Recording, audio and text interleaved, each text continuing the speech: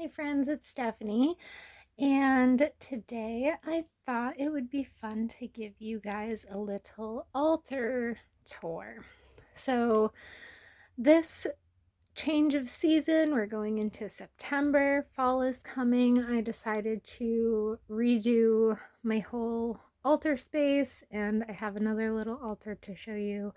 But first, I'll show you this, which is my working altar. This is the altar I do any kind of workings throughout the month that don't um necessarily have a place at any of my other altars, because I have multiple.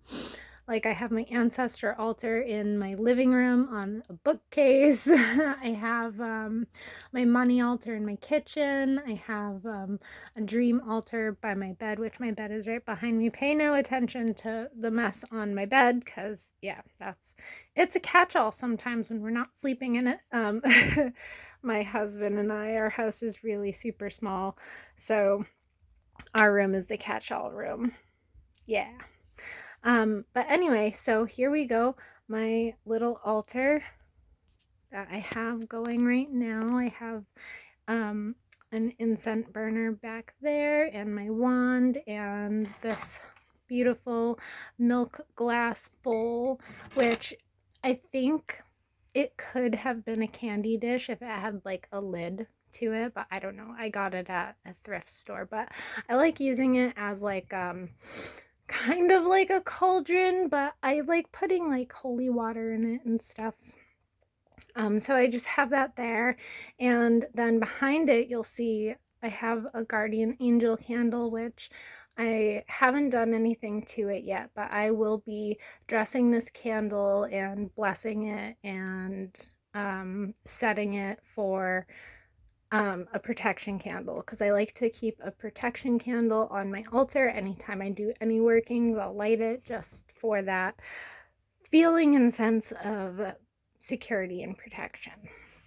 Next, we have this, which is just a candle. It serves no purpose right now. It's a beautiful fall scented candle, because I'm very much ready for fall. But later on, as the season progresses, I'll probably dress this up more. I'll put candles in these other two holders, and it will be it will probably become more elaborate, especially as we get deeper into fall and winter. Yule is my favorite holiday. It's my favorite time of the year, so I do something super big for winter. Um, and down below are my tarot cards. Well, one deck that I have. But I usually don't do readings at my altar because it is small, so there's not really a lot of space on it to do larger spreads, more than like a 3-card spread. But this is the Pauline Cassidy deck that I love using. It's gorgeous. It's one of my favorite decks I've ever used, and I like keeping that close by. So that usually lives under that candle. Next, we have just a tray to do workings on, and a little candle snuffer that I made out of a jar lid and polymer clay and a stick. So that's my little candle stuffer. We got some bones just as decoration. And then this is something that is new, and the idea came to me from watching Alvine Green's one of her videos. She was putting rocks into a dish to mark the moon phases, and this is not that, but that inspired this. So I have crystals in here like this. This is an amethyst, but they call it an aura amethyst. I think it's just because it has mica on it, so it's like shinier than usual. Anyway, so I have these crystals in here that I'm using to correspond with what I'm working on personally. So I have solidite to keep me grounded and focused, and amethyst for peace and calming, and this little quartz, I can't get it, this little quartz crystal that I found down at the river that has a little yellow tinge to it right there, just to amplify, good intentions and stuff for me. And I'm going to continue adding crystals to this as the month goes on, depending on the workings I'll be doing. And those crystals are all right there on my altar. I have, little crystal collection growing right there. I love that this altar that I use, this is a cart and it fits together like a puzzle. These trays come off and it has these wheels that actually go onto it. So it could be like a serving cart. It's from, oh gosh, where is this from? Costa Rica. Sorry. It's from Costa Rica, but I found it on Facebook Marketplace. The guy was selling it for $15, and I was like, wow, that is so gorgeous and beautiful, and the craftsmanship that goes into those, amazing. I have to get it. So I immediately snatched that up, and that's where I keep my crystals. So that's what this little dish will be for. I'll be adding crystals to that as time progresses. And this purple candle also has not been dressed or anything, but I'm going to use this as kind of like a psychic spiritual enhancement candle. So whenever I'm doing like meditations or trying to connect with spirit, I'll light this candle.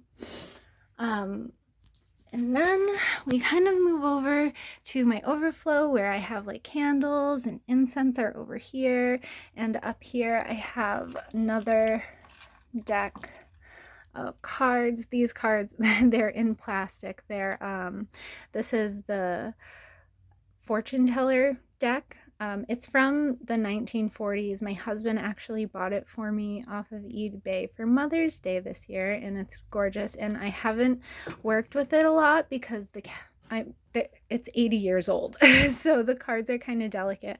I put them in the plastic protectors, but I want to start really going through them and learning them because they're beautiful. And it's a 32 card deck, I think a 32 card deck, maybe a 36. I'd have to look through the cards, but those are super cool. Want to start working with them soon.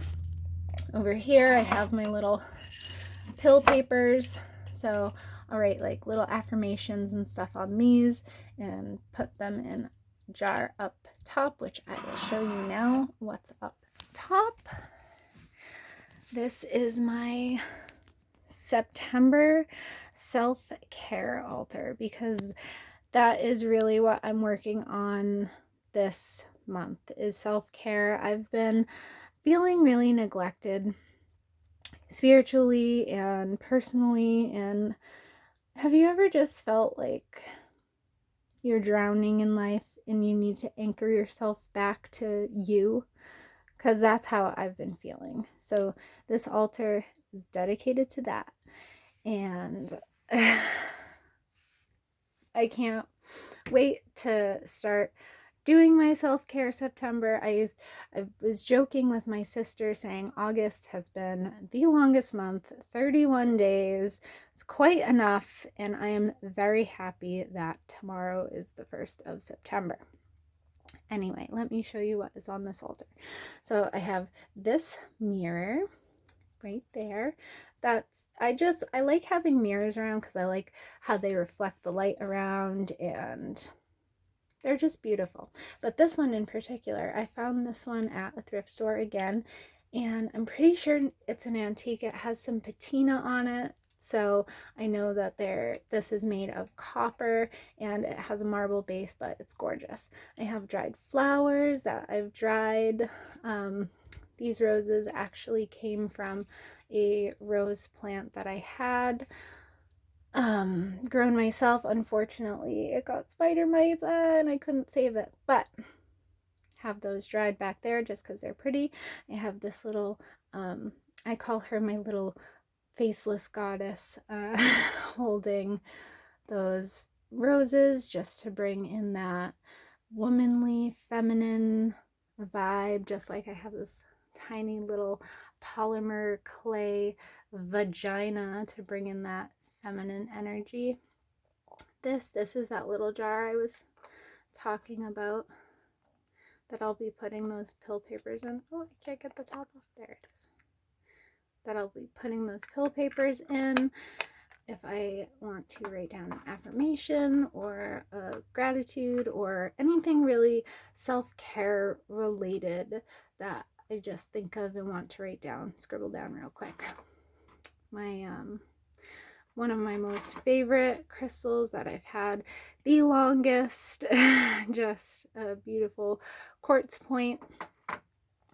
My candle on this flower plate because I really want love for myself to bloom. That's very important. I have this beautiful book of poetry. This also an antique. It's from 1906 and or maybe 1909, I don't know, but it's beautiful and it was actually made specifically for this couple. All of the information on this front page. Hold on, there we go. This couple, see, from Oliver to Zilla. But anyway, it has beautiful love poems in it. It's gorgeous. I love it. I like reading it. My little penny fell. It says that penny says I love you. It's a flattened penny that my husband got me at an amusement park we went to.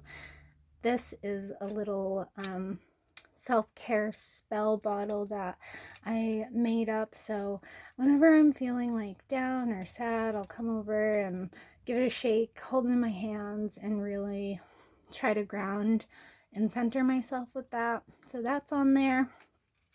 I have this heart that my cousin got me when she was in San Diego. This is here to keep me remembering that people love me. I know it sounds silly, but sometimes you really need to remind yourself of that. I have my little hermit crab. If you guys didn't know, I am a hermit crab mom. I have 3 adorable little hermit crabs and they are, you know, wonderful and great, and I love watching them even though they're nocturnal, so I have to stay up all night if I want to watch them. If you are interested in learning more about hermit crabs, I'd love to send you over to a YouTube channel called Crab Central Station, and they will give you all of the ins and outs about hermit crabs because that pet trade is very sad and very just destructive to hermit crabs and the hermit crab population. So Crab Central Station will teach you all about that, and I love hermit crabs, so hermit crab Hermie is there to just be my little buddy. Remember that it's okay to go within and that we all can come out of our shells when we're ready. But so yeah, that is my self-care altar, and this is where I will be sitting when I'm doing any type of self-care journaling or self-care spells or rituals or anything like that. All right, guys, so that was my little altar tour for you all, and the next thing I wanted to talk about was my Selfcare September that I'm doing. So for the first week, I'll be doing some inner child work, and I just wanted to give you guys some tips on how you guys can explore your inner child and stuff like that. So some things that I'll be doing is I'll be really playing with my kids, because play is the best thing for your inner child, to just let them out. let yourself be a kid sometimes. So I'll be playing with my kids. um, I'll be doing journaling that's focused on my inner child. So I'll be really exploring some um, things that I can do to let my inner child feel safe. I'm going to write about what my inner child needs to feel expressed, and some things that are related to my inner child that stop me from doing things. Like, um, for example, I have a very, very hard time with anxiety, and that has a lot to do with me being an anxious child, and I never really felt safe as a child. So something that is important to me and my inner child work is feeling safe and secure, and that sometimes looks like me not leaving my house for a while, which is not healthy, and I am working through it. But just really recognizing what your inner child needs to feel safe, secure, happy, and creative, because my inner child really needs creativity. So, crafting, any type of art stuff, that's really how I feed and nurture my inner child. And that is going to be the focus of this first week of September for me.